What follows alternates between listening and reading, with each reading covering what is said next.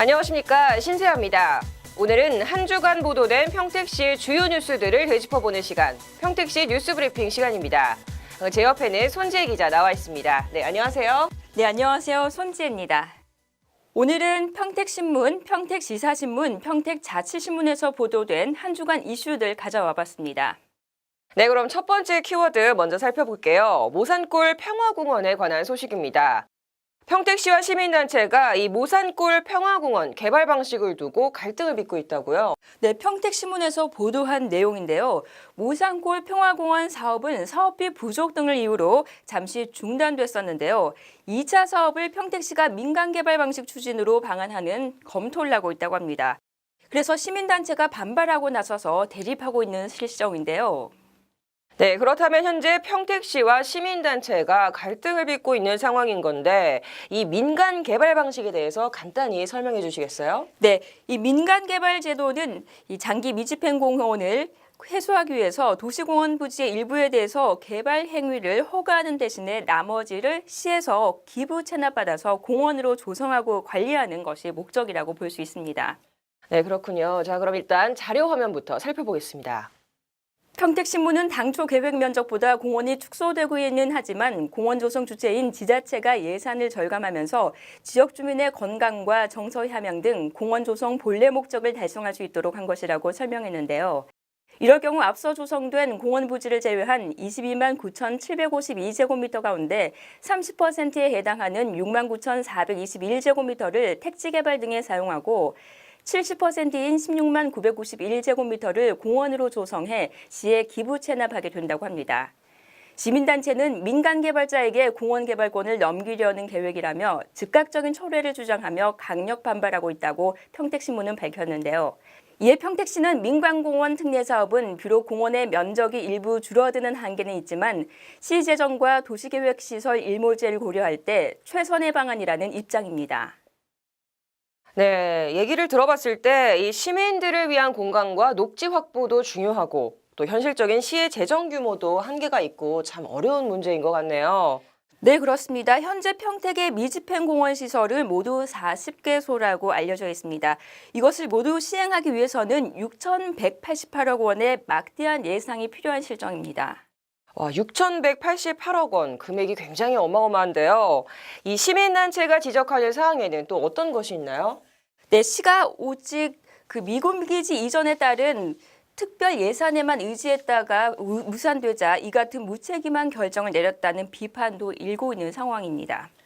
네, 한동안은 우리 시민단체의 반발이 지속될 것으로 보이는데요. 이 모산골 평화공원 사업 방식을 두고 시의회가 해결 방안을 마련하기 위해서 조만간 간담회를 연다고 합니다. 이 해결 방안이 조속히 마련되었으면 하는 바람입니다. 자, 다음 평택시사신문 살펴보겠습니다. 두 번째 핵심 키워드는 장기 미집행 해제 기준 단축인데요. 무슨 이야기죠, 손재 기자? 네, 10년이 넘어서야 그 해제 절차에 들어갈 수 있었던 장기 미집행 시설 해제 기준이 3년으로 단축되면서 해당 지역 주민들의 재산권 행사가 쉬워질 전망이라고 합니다. 화면 함께 보시죠. 5월 11일 국토교통부가 이런 내용을 포함한 국토계획법 시행령 개정안을 입법 예고했다고 평택시사신문은 전했는데요. 장기 미집행 시설이란 도로, 공원, 녹지 등의 용도로 도시군 관리계획에 결정됐지만 예산 등의 문제로 10년 이상 사업이 집행되지 않은 시설을 말합니다. 해당 구역 내 토지는 매매나 이용에 제한을 받기 때문에 토지 소유주의 민원이 끊이질 않고 있어 해제될 경우 재산권 행사에도 큰 도움이 되는 건데요.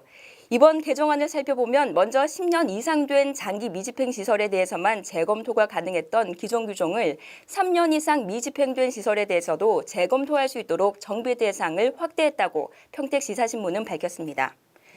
신용천 경기도 도시정책과장은 이번 개정안은 7월 시행 예정으로 갈수록 늘어가는 장기 미집행 시설을 줄일 수 있는 제도 개선안이 마련되었다는 점에서 의미가 있다고 밝혔다네요. 네, 그렇다면 현재 경기도의 미집행 시설은 어느 정도 있는 건가요? 네, 현재 경기도의 미집행 시설은 17,048개소 241제곱킬로미터의 미집행 시설이 있는데요.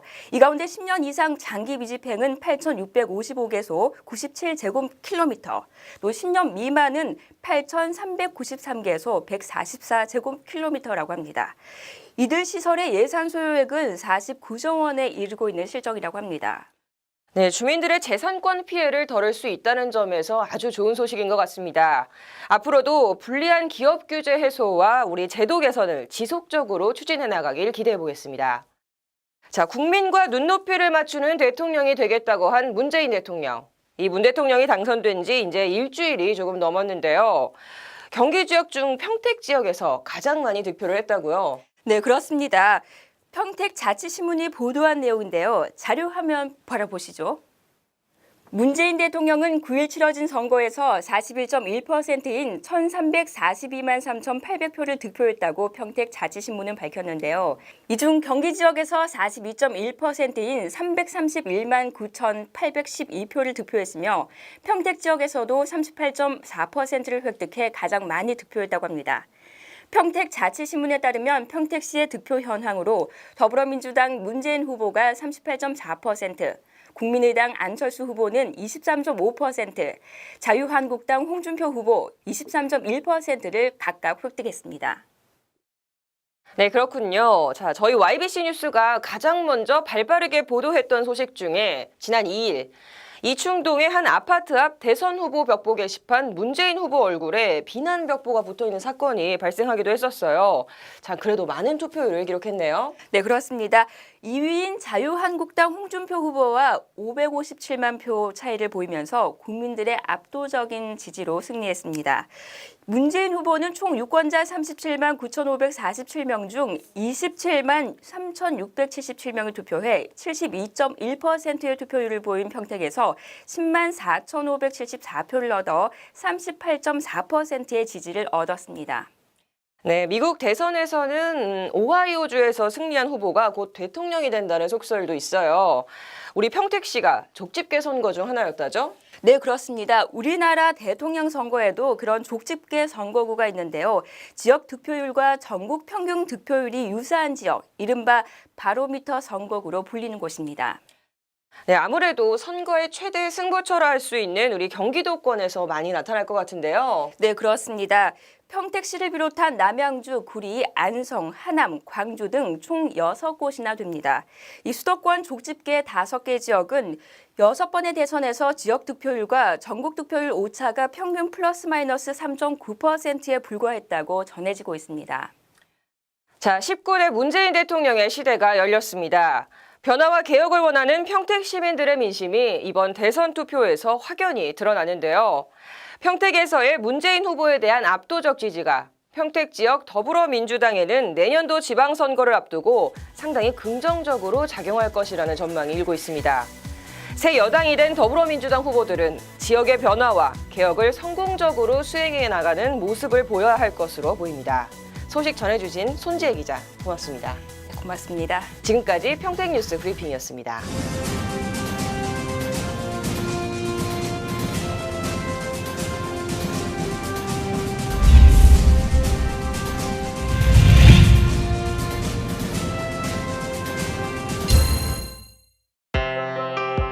보이십니까?